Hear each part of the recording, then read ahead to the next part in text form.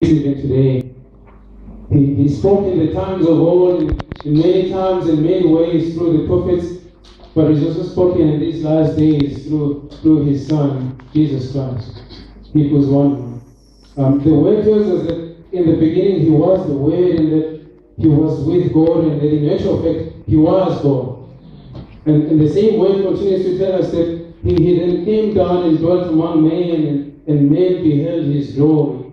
And that in Him was life, and that life was the light of men. But men never saw that light, and they never accepted Him. Amen. But it does tell us that those who did accept Him, He gave them the right to be called the sons of God. And that is why we're here today, the sons of God. The sons of God. But it says, to those who did receive Him, He was given the right before the sons of God. So, in light of the knowledge of the light, today we want to talk about the light, walking in the light. Well, that's quite nice. In light of the knowledge of the light. It's all about light. It's all about light. It's shown in our hearts. It changed us and made us to be different. And so if we could give today's message, I didn't brief it, did I? No. So that I just get excited sometimes and get taken away by these things. And I preach to you all on this day in the name of our Lord Jesus Christ. Amen. So tonight, if we to give a title for the message, we're just going to say that we want to talk about walking in the revelation and knowledge and understanding of the Lord Jesus Christ. Because when the Lord is revealed, it results in knowledge, and knowledge results in understanding, and understanding results in wisdom. So today, we're just going to go right to the very beginning of everything. Please allow me to what is here. Just getting into all my introduction. Come on now. Let's go to Genesis chapter 3. Let's go to Genesis chapter 3. We want to look at a story of a man named Jacob. And so we shall proceed from there. But there's something interesting the Bible has to say about when God is being revealed. Genesis chapter 28. We can read from verse 16 there. Actually, the story starts around verse 10. But we're just going to read from verse 10. So I'll just briefly take you from verse 10 and then we proceed from there. We find that Jacob running away from his brother Esau after he had taken stolen his birthright. And so his mother tells him to go to his uncle Laban's place to hide there until his brother's anger has subsided. And at the same time, his father tells him to go to the same place to get himself a wife. And so he goes to the same place for two things. And so while he's on the way, he encounters a dream. He takes a stone and he sleeps and he's got a dream. And while in his dream, God comes and talks to him, and he sees this ladder, and he sees the angels of God moving up and down the ladder. And God talks to him and tells him quite a number of things. But let's just read from verse 16. There's something that's being said from verse 16 then. We're looking at 16 to 19. It says, when Jacob wakes up in the morning after the dream, he says, then Jacob awoke from his sleep and said, surely the Lord is in this place. I did not know this. Surely the Lord is in this place and I did not know. And he was afraid and said, how awesome is this place? This is none other than the house of God. This is the gate of heaven. So early in the morning, Jacob took the stone he had put under his head and set it up for a pillar and poured oil on top of it. He called the name of that place Bethel, but the name of the city was Luz at first. Very convenient. So the name of this place was called Luz. So after having this dream, after having seen God in the morning, he wakes up and says, this is none other than the house of God. So he calls the place Bethel, which of course means house of God.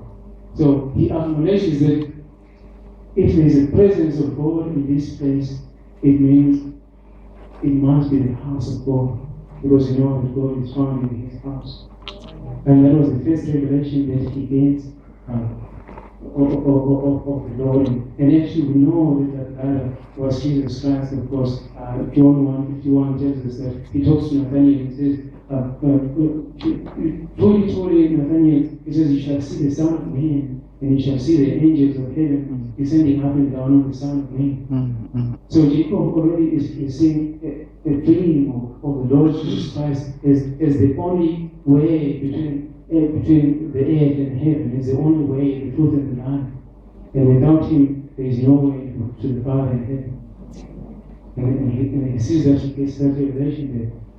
And then when he goes to his father, when he goes to his uncle's place, when he's way back, so he stays there for some time, and when he's way back, again there's something that happens which now develops on the revelation that is God of the Lord Jesus Christ. Now he develops a certain understanding that we're going to look at, and it's in chapter 35 in the same book. Chapter 35, we'll read verse 1 and then we'll jump to 6.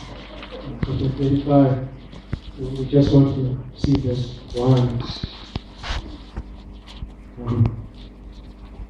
And then we'll look at 6 and 7. And then chapter 35, it says that then God said to Jacob, "Arise, go up to Bethel and dwell there. Make an altar there to God, to the God who appeared to you when you fled from your brother Esau." And so Jacob wakes up and continues his tale. He takes his household and whatever. But I want you to note what verse 35 is saying. When God comes to Jacob now, he says, "Go to Bethel and make an altar there. You know, an altar is a place of sacrifice." And now the thing, the Bible tells us that God says go to Bethel. It doesn't say go to Luz, because the name of the place was called Luz. But now God addresses Jacob at the revelation of Jacob at the level where Jacob is now. He calls the name of the place by the name of the place. Jacob is called the place. Because it wasn't just his understanding, it was God's revelation that if my presence is here, then it must be the house of God. This is Bethel.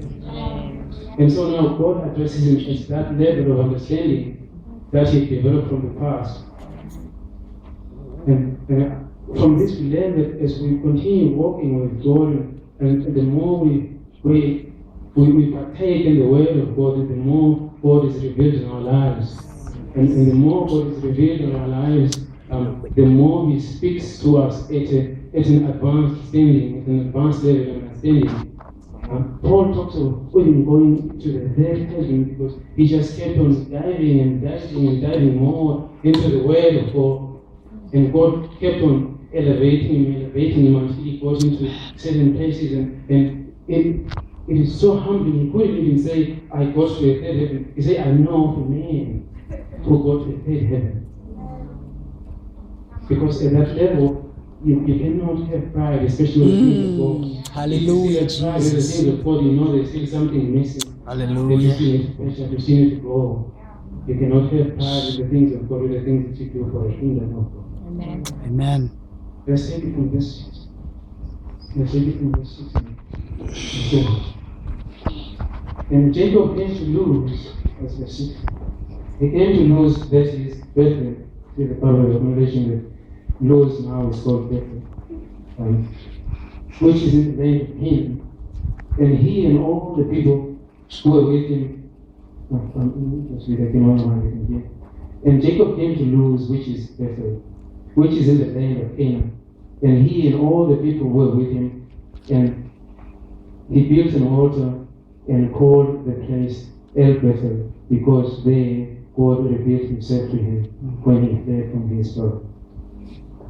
Now, we get something interesting, something very lovely.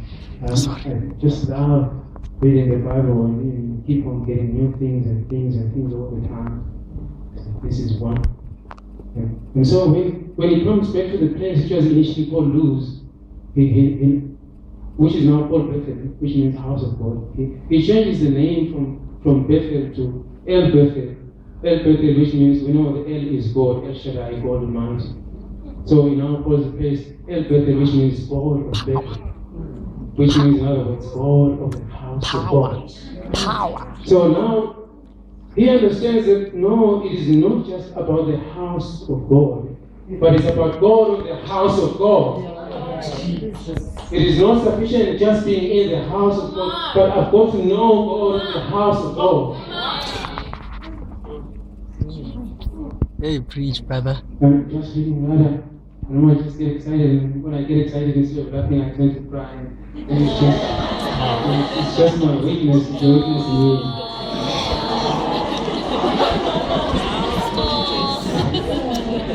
So I get so excited of this thing that it's amazing. He is actually seeing this revelation that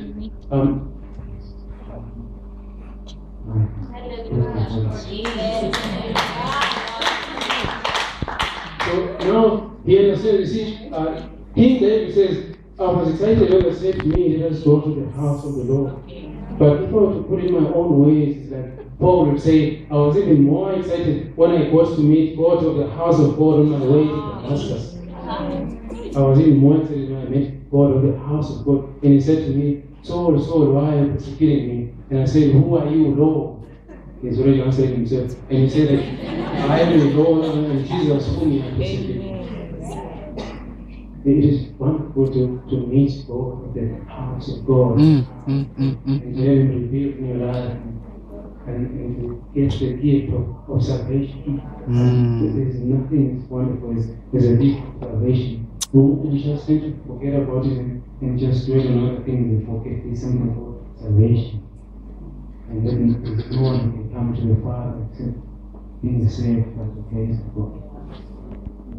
And today, I stand here saved by grace. You know, when the Bible talks about when it talks about the glory of God, when you are in the presence of God, it talks about beholding His here. It says that we transform to the same image of Jesus Christ. You know, generally, I never look at the mirror for obvious reasons.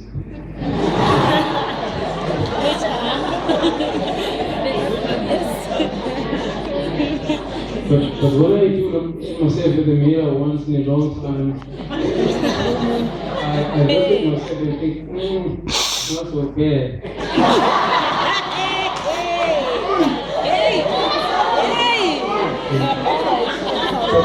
That won't last until I get myself into the fitting room, you know, the short fitting rooms, and you see these mirrors, which are three like that. And then I stand in there and say, wait a minute. Is this me? Is this how my polygon looks from behind? And you see what is done before I start in confidence again.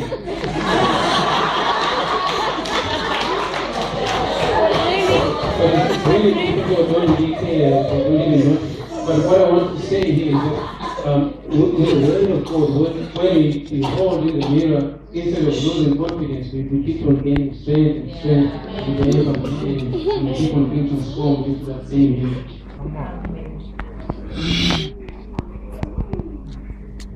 Hallelujah. Being addressed the revelation.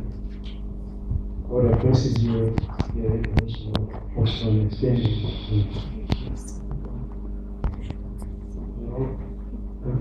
Prophet Habakkuk talks about something very interesting. Prophet Habakkuk, I think it's chapter 2, verse 14, where he says that the knowledge of the glory of the Lord shall fill the earth as waters cover the sea. And now you see that Prophet Habakkuk doesn't say the glory of the Lord will fill the air, because the glory of the Lord has always been filling the air, but man is just not seeing it. Just man just keeps on deciding not to see it. But he says the air shall be filled with the knowledge of the glory of God. Not just the glory, because the glory is always there. And the moment we've got knowledge of the glory of God, and then we develop knowledge, and that knowledge consequently leads to an understanding. This one understanding, and we cannot do the same once we develop understanding of who Lord Jesus is. Amen. And one of the things which kill us today in churches is we've got so many questions, and people asking, why is it wrong to do this? Why is it wrong if I do that? Why? Show me, where is it written in the Bible where it says this is sin? Where is it written? Show me. The answer is simple. You don't have to answer such a question. It's because you don't walk in the Spirit. The Bible tells us that when the Spirit comes, it's going to lead man to all knowledge and understanding. So you only have to ask man why something is wrong, because the Spirit will tell you why. You will just know. You know, Paul talks of certain things. He said, all things are permissible, but not all things are constructive. There are certain things which are not necessarily sin, that no one can point and say this is sin, but the Holy Spirit will speak and say this is not for you. This is not for you. The Apostle said that if my eating meat makes my brother to sin, then I will not eat. Although the eating of the meat, the actual action of it is actually not sin. But it says that if it makes my brother to sin, then I'm not going to eat it. Because there's a spirit saying you're not supposed to eat that. You don't do that. It's got nothing to do whether it's wrong or right. The problem about us Christians is we want to be average Christians. We want to stand on the borderline 50-50 or just on the 50% mark. We say that if this is correct, then I can do it, even if it's just 51 and I'm okay. Most of the time, if you aim for 50, you tend to fall for less than 50. Just be aware of that all the time. We just want to separate everything between sin is not sin, sin is not sin. I don't know who came with this idea to begin with. But we need to walk in the Spirit, into understanding of the Word of God, and to dwell in the Word of God and allow it to be changed by the Word of God. Because the Word of God has the power to change men. And once you change by the Word of God, let's continue. We want to look at now at the main part of the message. We want to look at man and walk with God in Genesis chapter 5. I promise you that's the last one in Genesis. We proceed now. And Genesis chapter 5, we want to look at a certain man called Enoch. And this is not a man, I cannot explain. Every time I read about this man, chapter 5, verse 21. Now, Enoch is another amazing name. The Bible writes so deeply about him, and yet has so much to say about him. In actual fact, the only time we see about Enoch is Genesis, and then when he's quoted in Hebrews 11 in that chapter where he talks about the patriarchs of faith. And the only other time really is in the book Jude. It's a one-chapter book, really. It's just before Revelations. That's the other part where you find the Bible talking about Enoch, that he rebuked the wrong which is happening in the end. Because Enoch was a man who walked with God, but that's just not the end of it. When you have someone who walks with God, that's not the end of it. You've got to rebuke what is not God. You see, if you talk about an environmentalist who's an advocate, or an advocate, I don't know how to say it, but if an advocate in environment, advocate for the nature, that we should preserve nature, you can't only tell us about planting trees. You can't encourage us to plant trees and just stop there. You've got to discourage us from planting trees as well. Because you probably find that the number of people cutting trees far outweigh the number of the people actually planting trees. So you can tell us to plant trees and we do plant trees, but the result is still, there's no difference. So if you're a Christian, you can not just stop on saying, God is great, God is great, God is wonderful, look at me, blah, blah, blah, God is wonderful. Wonderful, so what? You've got to speak against the evil in your land. You cannot just be quiet. You cannot just sit there and be a background Christian, or a backyard Christian if you like. And just sit there and do nothing, and just worry about your own business in God. You've got to talk about Corinthians talks about, it says that knowing the fear of the Lord, knowing the fear of the Lord will persuade others. Because of the knowledge of the fear of the Lord, therefore we persuade others. And having the fear of the Lord, you cannot just keep quiet and just keep everything to ourselves. This gospel is not a one-man's business. In fact, when the Bible talks about, even when it talks about faith, and nowadays we've got a different version of faith. When the Bible talks about faith, we just think it's about praying in what I want and then holding on to it and believing that it shall come to pass. And yet, if you look at the Bible, you read chapter 11 of Hebrews and all the other sections of the Bible that talks about faith, you actually discover it had very little, if anything, to do with those men who are being mentioned, that faith that the Bible is talking about. It had to do with some other people. And God was just using them. He was using them as a vessel of faith.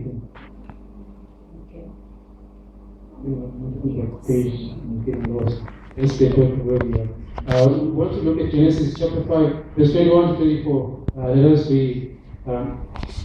When Enoch had lived 65 years, he fathered Methuselah. Enoch walked with God after he fathered Methuselah 300 years and had other sons and daughters. Thus, all the days of Enoch were 365 years. Enoch walked with God and he was not, but God took him.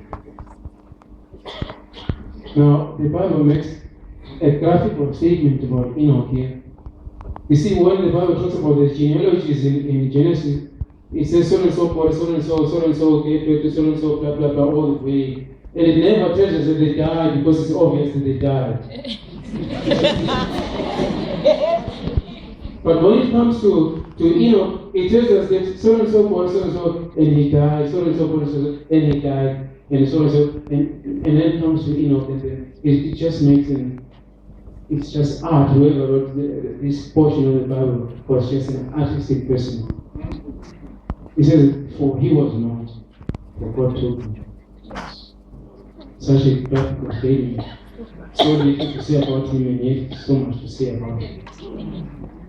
And the reason I have so much admiration for, anyway, check the time, I keep talking too much before I know it, I'll say some paper being thrown.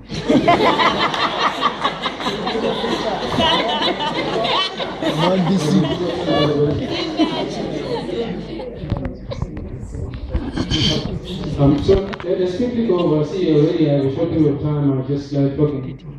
So now the Bible talks about Enoch. The thing I love about Enoch is that the Bible says that you see that with Abraham and all the other men of faith, they were told something. If God comes to Abraham and says, Abraham, leave the land, go somewhere, and then Abraham goes and follows what the Lord has said. But Enoch, there was no Holy Spirit at the time of Enoch. And Enoch never heard a single word from God, not even a single word. But he believed in God and walked in God for 300 years, just walking with God and having faith that God is there, even though he never heard the voice of God, even though he never had any Holy Spirit telling him what to do. He just walked, he believed. And that is what we call faith, believing without the stimuli. You see, I'm an engineer, an electrical engineer, and we have this thing of what is called a negative feedback. You keep on checking what is on the output, and then you see how much you need to put so that you get the desired output. But Enoch had no feedback. He just walked with God. He believed in God. And to him, it was accounted as faith. And he walked with God. Who knows what Enoch must have discovered in the 300 years of walking with God. He probably saw God to the extent that God could not withhold himself anymore from him. And he showed him too much that it was allowed for men to see in the times of the Old Testament. And so he had to take him out. Maybe Enoch saw God to the extent where God said, I cannot withhold myself from you. Come up to heaven and stay with me. And wanting to show that he loves men who will walk with him. God is looking for men who will walk with him. He says, I'm looking for men who will walk with me. Ezekiel is talking about this. He says, I could not find one. I wanted someone to stand in the gap of my people, and I couldn't find no one. if I was to speak American, I couldn't find more. I couldn't find nothing. So he couldn't find any. God is looking for people to work with him. But today, we've got this problem. No one. Now, the other part I want to open it, maybe just open it for us, is the story of Elisha. Elisha's servant. That is in 2 Kings chapter 6, verse 16 and 17. Now, what happens there is the servant of Elisha sees the army coming of the men who wanted to kill Elisha, because Elisha kept on telling the king of Israel what the other king was planning to do. And so the servant is afraid. And when the servant is afraid, and he comes to Elisha and says, look, he's surrounded by a great army. And Elisha just pray to God that God may show his servants the army of heaven which is surrounding him. And he prayed that God showed him. And I'm sure probably God didn't even have to show Elijah the army physically, because he knew that his faith was much stronger than having to see. Because faith is so powerful that you don't have to see things. The Bible says we walk by faith and not by sight. Because the thing about wanting to see things, we've got this tendency of sitting in front of the television the whole day and watching miracles the whole day, and we don't even read the Word of God. And the following day, we've forgotten what we saw yesterday. You find yourself in a situation and you've forgotten about the things which God you saw doing there, performing miracles. The following day, you're fornicating again and you've forgotten who God is. But people who walk by faith are people who don't have to see things. They just know that God is there. Because the Bible says that faith is evidence of things not seen. Now, God is that very evidence. That they just know God, that God is there and is their inheritance, is the evidence. So there's no need for them to see anything. Now, the story of Elisha is amazing. I remember a fellow lullaby singer the other day. She was talking about the story of Elijah, of how he assembled the prophets of Baal and without even consulting God. Why? Because we've got the mind of God. The Bible says we've got the mind of God. And he assembled them and remember what happened. They will remember the story. I'm not going to go there. But this one, which happens in Elisha, is slightly different. Because now we see a heavenly army, literally, physically. You see, it's different praying for a person and being healed than praying for a person and you actually literally see the hand of God coming down and touching the person and healing. And that is what happened to the servant of Elisha. It was divine. He saw the armies of God surrounding him, and that was divine. And that was because of the man who believed in God, who had faith in God, who had walked with God. He walked with, he had an understanding, he knew who God was. The revelation he had for God, he understood who God was. Well, let's continue. You see, and Jesus said something interesting. He says that he reveals his kingdom to his friends. He says that if you, that is John 15, verse 14, 15. He says that if you obey my commandments, and my friends. And he says that, he talks about how he reveals things to his friends. He says, you're no longer children, I can't remember, you're not children, but now you're friends. And the things which my Father says to me, I reveal them to you. He puts it and says, all of them, I reveal them to you. And who are those friends? Those friends are people who are going to walk with God and be faithful in the walk with God. And for God to work in us, we've got to work, we've got to walk in Him and to be faithful. Amen. You see, following Jesus Christ is a choice, that's the word we say.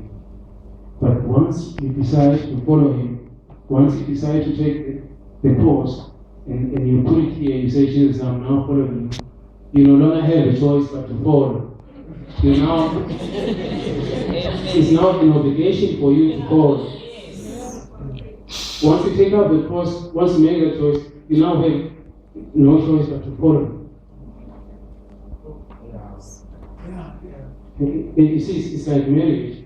It's a choice to get married. You decide if you want to get married or not. But once you marry, boy, I tell you.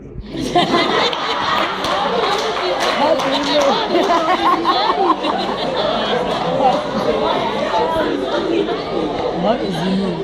You could have stayed there, but you could have stayed there. You had no choice but to stay there. Hence, I always pray to God. I never pray to God and say, God, I pray that I marry the woman that I love, because I know I'm going to marry the woman that I love. So I'm not going to pray about her. But I pray that, God, let me love the woman that I marry. That is true. That's true. I concur. Because after that, I don't really have a choice but to love her.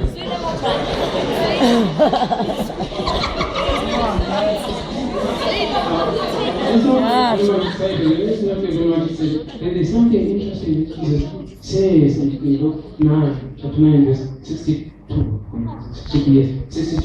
He says some sobering words here. He says that he who holds on the plow and then looks back is of no use in the kingdom.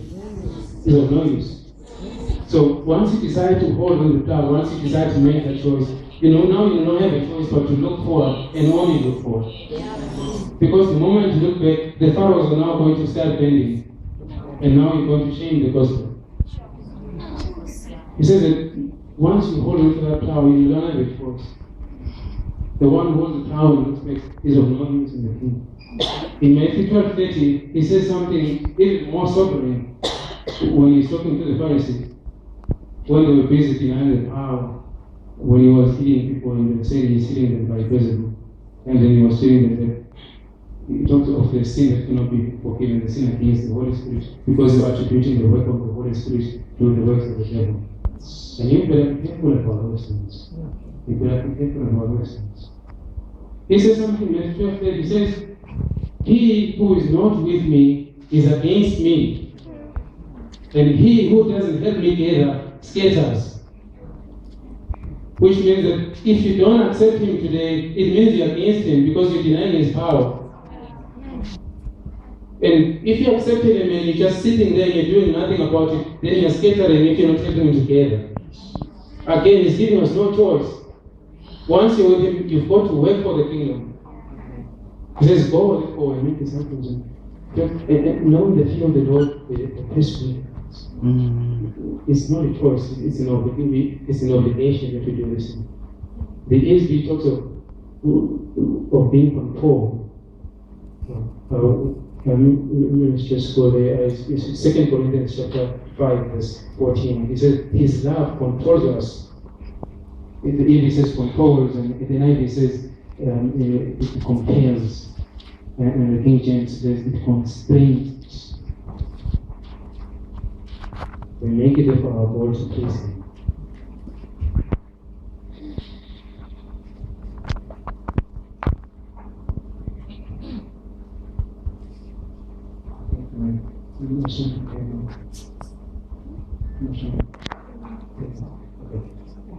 So now, I conclude.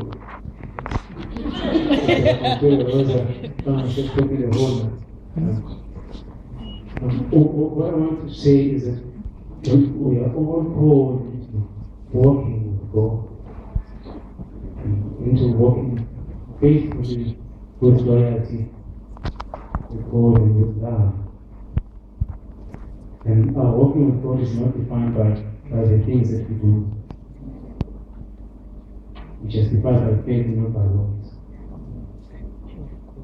You see, if you're a gentleman of age and you keep on buying gifts and airtime and everything for your friend, that's great for you, but it doesn't make you a great guy. You're just a nice guy. Or if you want, call yourself resourceful.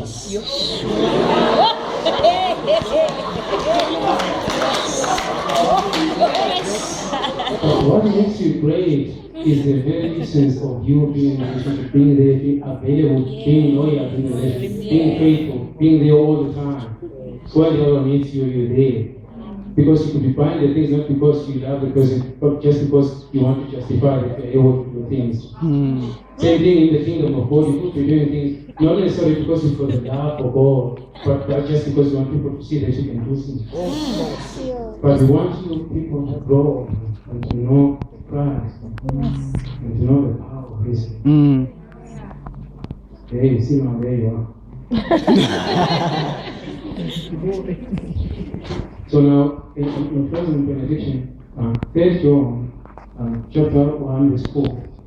It says, I have no greater joy than to hear my children are walking in the truth. I have no greater joy than to hear my children are walking in the truth. So tonight, I just want to call on all of you who say that, Lord, I have walked with you and I've forgotten the times and I just sit back and became indifferent. Because there's a problem about being indifferent. You see, it's better if people call you primitive or orthodox or any of those lousy terms. That is much better than to be referred to as being indifferent. Because being indifferent means whether you're for my team, you're of no use because you can't help me to win. Yeah. Whether you're against me, you're still of no use because you can't even help your team to make me lose. Yeah. You're just there sitting there in the background, you're a backyard person reading. And we know what God says about that in Revelation 3:16. It says, since you are neither hot nor cold,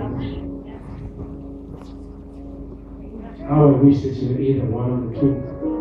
It says, I'm going to speak. And that's even more than this. So I want you, young men and women sitting here with great futures, want to do great prospects for your careers and perhaps for all His word. I want you to have this understanding. That God is a people, and people who want to walk with Him. Who won't walk with Him and then decide to look back. And so if you've been walking with God and maybe you end up just sitting down and losing the love for God, or maybe you just, I don't know, whatever that you have done and you're no longer working hand in hand with God, you're no longer fellowshipping with God, and you just want to be revived. And we're going to pray for such people today. We're not going to pray for them, but we're going to pray with them. May you listen. See, we're going to come to the presence of God, and I promise you, God is going to send His fire down. And some people sing and say, Lomlilo mawutenjalo elatini. I mean, this fire keep burning. So we want to follow people who say, Lord, I want to go and not look back. I don't want to hold in the power and then keep looking back. And Lord, I want to walk with you like baby. I'm not going to waste time. Just calm down. Just calm down and the fire of the Holy Spirit is going to work in your lives. And if you just people who say, Lord, I know that I've not been where I should be. Or if you say, Lord, I just want to be strengthened by you, please just calm down. Just don't wait for people. Just calm down and we're going to pray together. And the fire of the Holy Ghost is going to work in your lives. And God is faithful. He's going to work with people. He's looking for people who are going to walk with Him today. Today we just want you to come down. You may clap hands for them when they come down. Or just please come down. And go to the hands for the power when the Holy Spirit is and you don't understand. People are just going to go and not go back. And we've been talking about the joy of salvation here. And Jesus says that He gave them the right to be called the sons of God. But it's only those who have accepted Him who are called the sons of God. And so today, as well, if you haven't known God and you want to be called the Son of God, and you want to accept Jesus Christ as your Lord and Savior, please do come down this way. And if you're already here, please just stand on the side here so that we can know that you are accepting the Lord Jesus Christ, and God is going to be faithful and is going to come down and die in you. God is just amazing. God says that He says that if you stay in me and I in you. You see, this is where human wisdom fails. You put that in mathematics subsets with faith. You cannot have one set being a member of the other and the other one being a member of the other. If you come and stay with me, and I stay with you. And that is what God is going to do today if you want to accept Him as Lord and Savior. And if you just somewhere there, just please come down and have no fear and accept the Lord Jesus Christ.